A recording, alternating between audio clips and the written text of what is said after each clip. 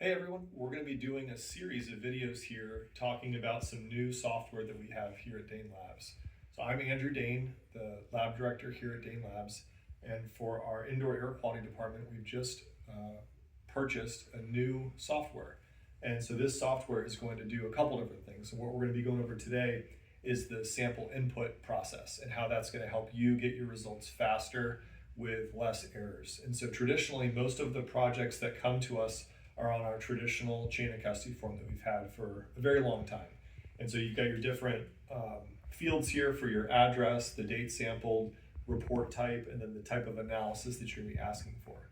So instead of doing it this way where you're writing it down and then we're receiving it and then we're taking the information and typing it in manually, now you're gonna be entering everything into the software and then we'll never be touching that information again. So I'm gonna kind of walk you through that process of logging into the system and then what it looks like to add samples. So check this out. So this is going to be the login page here. You're going to have your own username and password, and this is what the login screen will look like. You can do this on your phone if you want. We're going to have an app. I know most of you probably have your phones in the field, so it should be very seamless to enter all this stuff while you're on the job sites.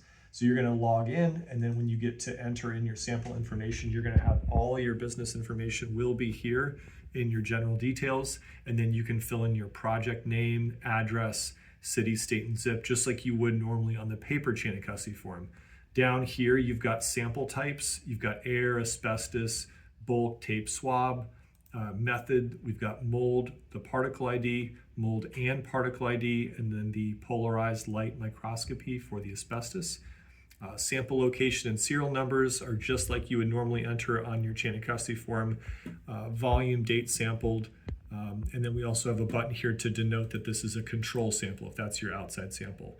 You don't have to enter the method, like say for example you have 10 samples that need mold, you could simply enter one sample for mold and then type in the number 10 and hit copy row, and you're going to get 10 samples pre-filled for mold, and then you would just go through and enter in the locations and things like that.